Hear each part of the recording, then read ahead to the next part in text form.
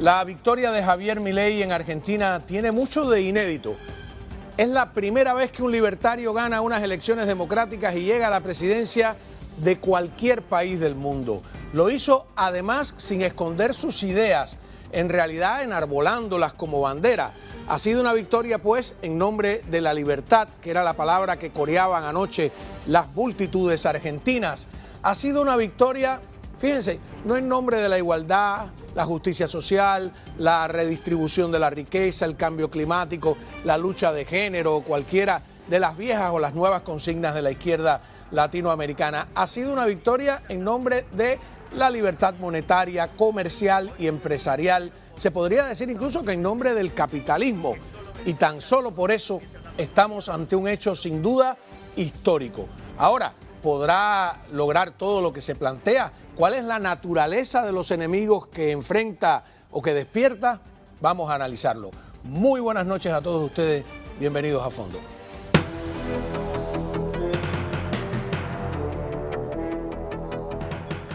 El titular solo, ya Milei presidente, es ya una noticia. Norberto Spángaro, analista político, que además tiene programa de radio en nuestra estación, ¿no? En América Radio. América Radio, con sabor argentino. Con Diego Vaz los domingos, ¿verdad? Los domingos en la de mañana. 10 a 12, sí, por supuesto. Qué gusto, ¿no? Y también tenemos, hablando de radio, desde Buenos Aires, Argentina, Daniel Fernández, que es jefe de noticias de Radio del Plata, Buenos Aires, que también se puede escuchar en el jardín de las estaciones de radio, en las aplicaciones, y es muy buena, la verdad, la estación. Felicidades, Daniel, gracias por estar con nosotros. Así que empezamos contigo y las primeras impresiones 24 horas después.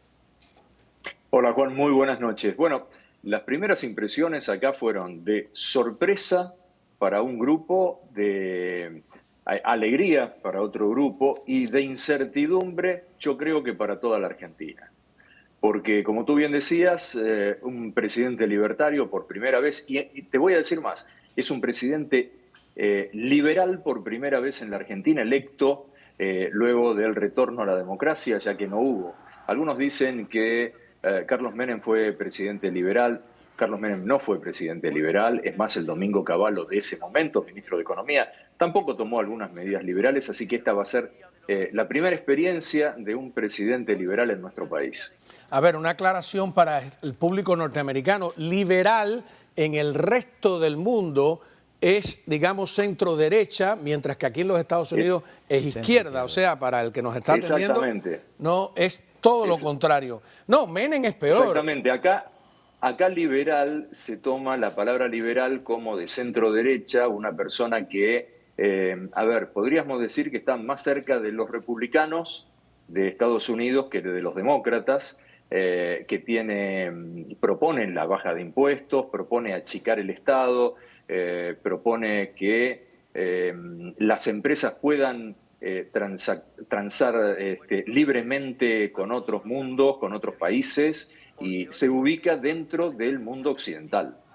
Exactamente, ¿no? Y hay un término un poco despectivo, ¿no, verdad, Norberto? Que es neoliberal, que se ha usado mucho, el neoliberalismo, etcétera. Pero decía que Menem es peor porque, o mejor, no sé cómo decirlo, porque Menem llega a bordo del peronismo y una vez en el poder, pues se adapta, se había recién caído el muro de Berlín, más o menos recién caído, ¿no? Desintegrado la Unión Soviética, se adapta a los tiempos, pero así como bien dice Daniel, ¿no? Anunciándolo abiertamente, soy liberal, libertario, aviso a veces que es anarcocapitalista, no escondió nada, ¿no? Nada.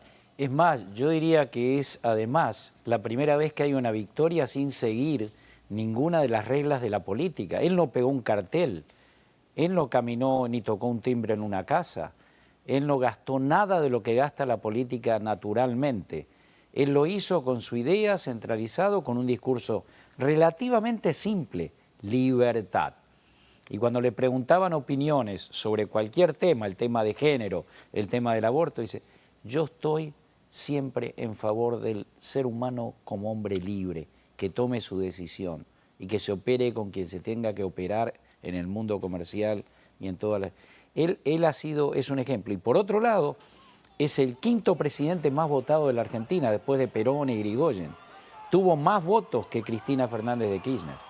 Claro, es tremendo, llegó al 55%. Vamos a escuchar su discurso, que la verdad que a mí me asombró también porque fue breve, no fue emocional, no fue poético. A veces nuestros políticos padecen de un discurso poético que a mí me da urticaria, pero bueno, veamos.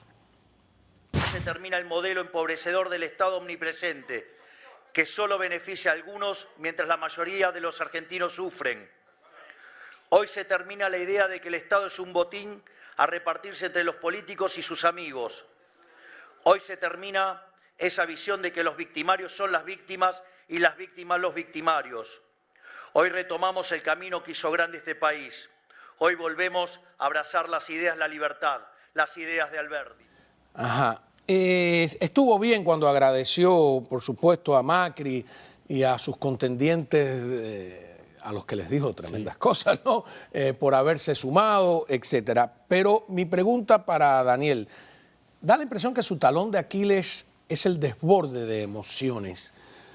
¿Cuál de los dos, Milei, es el verdadero? ¿El de los excesos o el que a veces parece muy razonable en su discurso? Es una excelente pregunta, creo que todavía no lo conocemos. Voy a ampliar un poquito más. Milei ganó sin tener siquiera locales partidarios.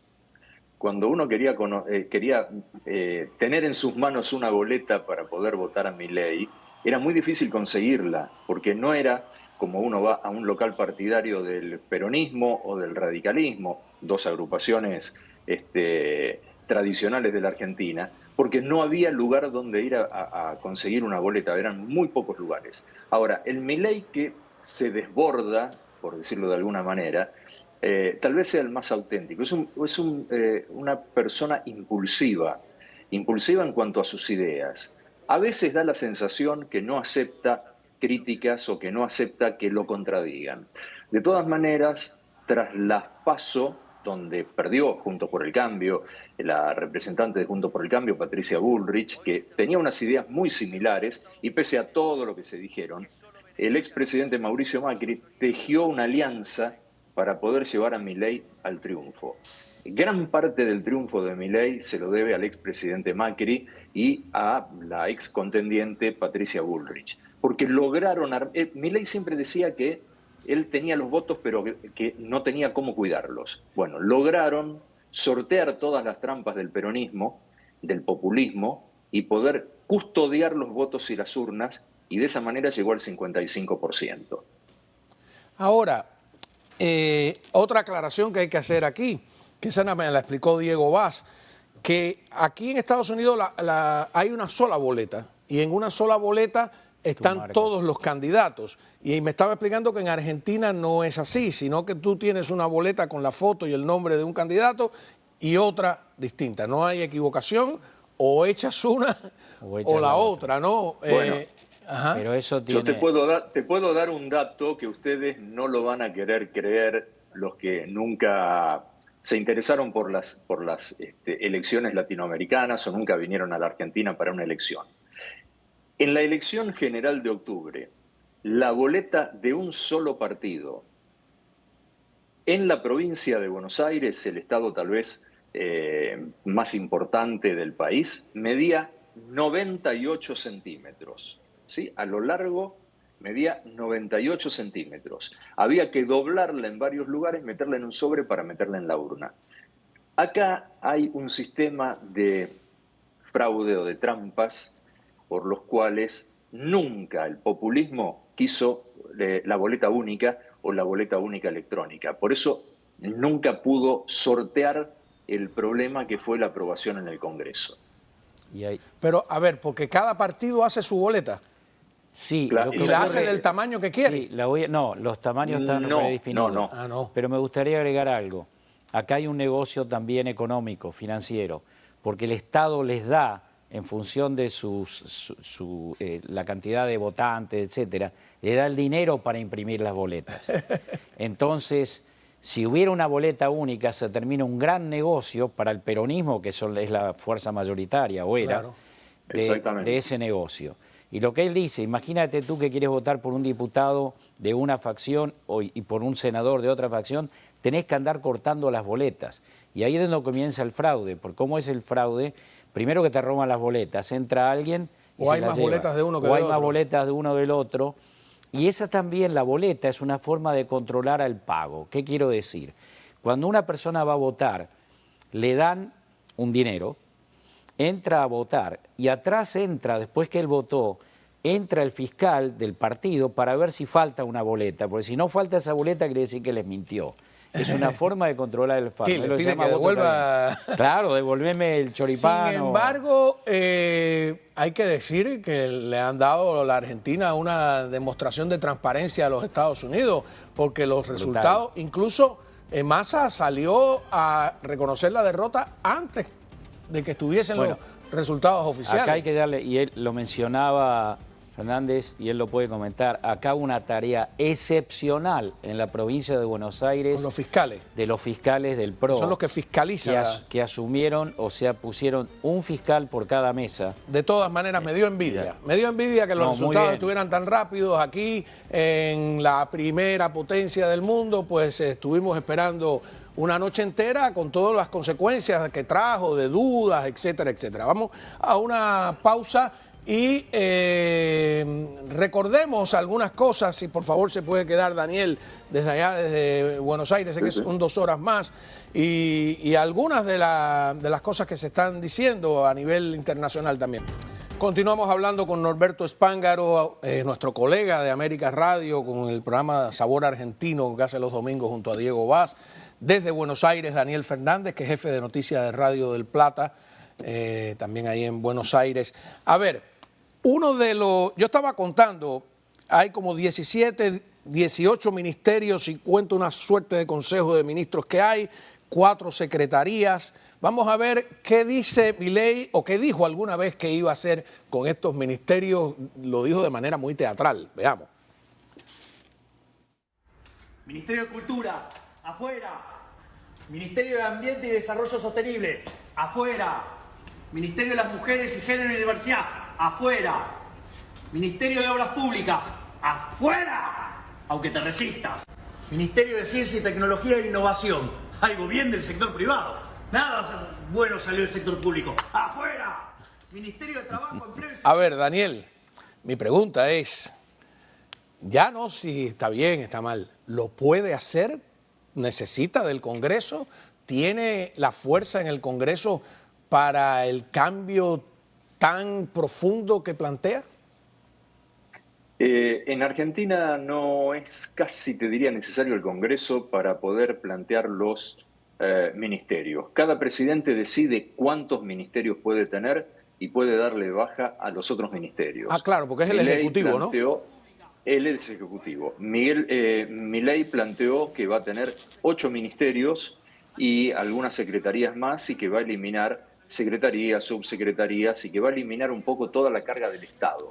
Él, cuando hacía la campaña, estaba con una motosierra en la mano y decía que iba a usar la motosierra para sacar todo lo que no servía, y fue muy paradójico cuando dijo que, cuando hizo precisamente esa presentación, que iba a sacar los ministerios y que iba a dejar solamente los 8 que él consideraba que eran los necesarios para gobernar.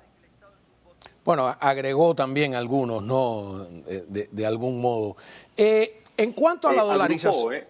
Agrupó. Él agrupó, sí, por sí. ejemplo, en el Ministerio de Capital Humano, él agrupó Salud, Educación, Trabajo y Desarrollo Social, que eran ministerios. Entonces, una sola persona, Sandra Potovelo, va a manejar esos 4, lo que eran esos 4 ministerios, solamente con el nombre de Ministerio de Capital Humano. Pero nos ha aclarado usted algo muy importante, es verdad, y se me pasó completamente ahí, que los ministros, aquí le dicen los secretarios, son el Ejecutivo. Claro. No sabía la potestad que tenía a la hora de eliminarlos o no. La dolarización. Yo estaba pensando en algo irónico, que el kirchnerismo realmente ya dolarizó. porque todos los días por la mañana una de las preguntas que me imagino se haga a cada argentino es a cuánto está el dólar hoy, ¿no? Sí. Y además sí. Dolarizó en el sentido negativo, devaluando la moneda nacional frente al dólar. ¿No será que Milei lo único que va a hacer ahora es sincerar el mercado monetario? Lo tiene que hacer. En realidad hay 2 o 3 pasos previos antes de discutir la dolarización. Uno es una deuda brutal de... 15.000 millones más. No, más, es de casi 30.000 millones de dólares en pesos que se llaman las LELIQ, que son unas letras del Tesoro Nacional. Eso es su prioridad. Si él consigue resolver el problema de las LELIQ, con lo cual está trabajando en una ingeniería financiera con probables aportes del exterior, él comienza a tener una estabilidad que le va a permitir manejar los diferentes... Lo primero que tiene que hacer es eliminar los cepos. Es verdad, el argentino ahorra en dólar, opera en dólares, pero es todo prohibido teóricamente. Y hay 22 tipos de dólar en Argentina. O sea, para importar una corbata, el dólar vale 900, para importar un medicamento vale 300. En realidad nadie sabe lo que vale nada en la Argentina, no hay precios. Él lo llama primera, segunda y tercera generación, que en realidad es sincerar la economía, arreglar el déficit fiscal y después dolarizar. Hay un planteo que hizo Milei que a mí me pareció fascinante para un político. Él declaró ayer, Argentina va a ser potencia en 35 años. ¿Qué político habla de 35 años para adelante? Eso muestra... Bueno, pero también sirve para que sus enemigos digan que pretende perpetuarse durante 35 años, etc. Que es un hombre que viene con una estructura diferente, con un pensamiento diferente y con un mensaje diferente que el pueblo ha aceptado. Y en cuanto al Congreso, él tiene 57% de los votos del país. Él tiene ahora un periodo corto en el cual el Congreso, del cual nadie confía, que no tiene en realidad el respaldo de la gente para hacer los cambios fundamentales que tiene que hacer. Daniel, a ver, hago esa pregunta porque aquí en Estados Unidos la idea de un presidente que gobierne por decreto, aunque cada día lamentablemente sucede más, es mal vista, ¿no? Pero en América Latina, en otros países, no conozco cómo funciona en Argentina, el presidente es muy fuerte, la figura presidencial es muy fuerte. ¿Sucede así en Argentina también o el Congreso se va a ir acomodando? Acá en Argentina la figura presidencial es, te diría que, fundamental. Es un país presidencialista nato y creo que tampoco va a cambiar. El tema es este. Cada decreto de necesidad de urgencia o cada decreto que emita el presidente lo tiene que refrendar el Congreso. Por eso, como Milei no tiene la cantidad de votos suficientes ni en diputados ni en senadores, se está rodeando de gente del PRO y de algunos disidentes peronistas para poder manejar ambas cámaras y que le aprueben esos decretos que él pueda emitir. Ahora bien, dentro de 2 años hay elecciones legislativas. Milei lo que tiene que hacer en este momento es llegar en esos 2 años para poder hacer las cosas que él quiera, que son las, digamos, de primera generación, lograr acuerdos para que se las aprueben y ya después, con un Congreso un poco más a favor, si es que le va bien, poder hacer todas las reformas que son resistidas por el populismo y por la izquierda de nuestro país. Ese es el desafío más grande que tiene en este momento. Y te digo, respecto de los 22 dólares, creo que nadie sabe la cantidad de dólares que hay en Argentina. Algunos dicen que hay hasta 48 tipos distintos, 48 valores distintos del dólar. Además del blue. Sí, hay blue, gray. Además del blue, del contado con liqui. Por ejemplo, una de las medidas que va a tomar el gobierno ahora, que está pensando tomar para mañana, hoy acá en Argentina fue feriado, para mañana es continuar con lo que llamó el dólar agro, que era la liquidación por sobre lo que ellos llaman el dólar oficial, que es excesivamente barato, 365 pesos, más un 50% más un 50% de contado con liquidación, que está casi 1.000 pesos, para redondear. Entonces, eso llegaría a un dólar de unos 600 o 550 pesos para que el campo pueda liquidar divisas. ¿Por qué? Porque hasta ahora venían conteniendo la suba del dólar blue, o lo que es el dólar libre, digamos, que uno puede comprar en cualquier financiera o en cualquier lugar de la calle en una libre transacción, lo venían bajando con un swap de China, que aparentemente una de las cláusulas, que no es conocida, decía que si Milei ganaba las elecciones se terminaba el swap con China. ¿Y las bananas paraguayas se resolverá el asunto? No, porque no hay lo de las dólares. bananas paraguayas, no, lo de la banana paraguaya fue grandioso, fue fantástico. Paraguayas y ecuatorianas. También. Los productores pusieron un cartel en las redes sociales donde decían: Argentina, paguen por las bananas que ya consumieron. Que ya se comieron. Sí, Una pregunta fundamental es, mi impresión cuando he estado en Argentina es que los sindicatos son muy fuertes, muy vinculados al gobierno, algunos de los de izquierda hasta violentos. ¿Los sindicatos no le van a hacer una guerra a Milei a muerte? Todo lo que sea del centro hacia la izquierda le va a hacer una guerra a muerte a Milei, siempre. Como se le hicieron también al expresidente Macri. El tema es que ellos están afirmando que se van a acabar todos los convenios que son de 1974, 1975. Milei lo que dijo es que va a liberalizar la parte de contrataciones de trabajo para los nuevos y va a respetar para los viejos. Respetar para los viejos significa que los que tienen más de 40 o 50 años en una empresa, que en realidad ya es muy poca gente en la Argentina. Claro, ahora usted como jefe de noticias de Radio del Plata, que llevo un mes escuchando estaciones gracias al mundo digital argentinas, y ya al mes uno se da cuenta de cuáles están subsidiadas de alguna manera a través de las pautas, porque no solo por el tema, por su posición, sino que escucho las pautas del gobierno, que eso es dinero. Ya hoy las escuché más suavecitas, tratando de acomodarse. ¿Pasará algo de eso? Mucha gente que está en el gobierno dirá, no voy a hacer la guerra. Acá hay grandes medios como es C5N, como es Radio 10, como es Canal 9, IP Noticias y algunas radios más, que son muy, muy subsidiadas por el gobierno. El gobierno las mantiene, le da mucha pauta y paga el sueldo de todos los trabajadores y los gastos. Ahora bien, Milei lo que dijo es que cuando él asuma se va a acabar la pauta publicitaria para todos los medios. El Estado no va a dar pesos para pauta publicitaria, con lo cual muchos de ellos van a tener que ajustarse o desaparecer. Y además hoy confirmó por la mañana que iba a privatizar los medios públicos, esto es, la televisión pública, lo que era Canal 7 y Radio Nacional y todas sus repetidoras. Qué tremendo, ¿no? Alguien que llegue al poder para quitarse poder. Es lo que hay que hacer. Eso Sí, es pero lo que ¿sobrevivirá? dice. ¿Va a sobrevivir? Yo en estos 24 horas lo he visto actuar de una manera extremadamente coherente, consistente y con mucho apoyo de la gente. Y aclaro una cosa, tú hablabas de los gremios. Ya hubo un famoso gremialista, Barrio Nuevo, que una vez dijo, si paramos de robar 2 años el país camina, que ya hoy declaró que va a apoyar a Milei. Y no hay que olvidarse, perdón, Daniel, y no hay que olvidarse que muchos de esos propietarios de los medios tienen serios temas con la justicia, sobre todo con la justicia tributaria. Entonces, hay mucho en Argentina que cocinar atrás de los temas que uno ve, que es extremadamente grave. Y Milei tiene una oportunidad que creo que la va a aprovechar porque lo está mostrando que tiene la intención. Daniel. ¿Sabés qué?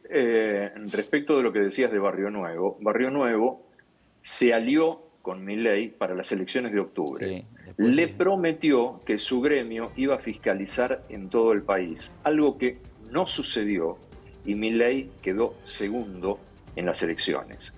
Cuando Milei, digamos, no firma el acuerdo, sino que fue un acuerdo de palabra con el PRO, con Macri y con Bullrich, entonces ahí empezaron a fiscalizar y Milei ganó las elecciones. Ahí cuando se retira Barrio Nuevo. Cuando Milei gana, ahora Barrio Nuevo dice que lo va a apoyar. Los sindicalistas acá son bastante panqueques, se dan vuelta de un lado y para el otro, son muy sinuosos, un día están con uno, otro día están con otro. Siempre están con el que pone la plata y tiene poder.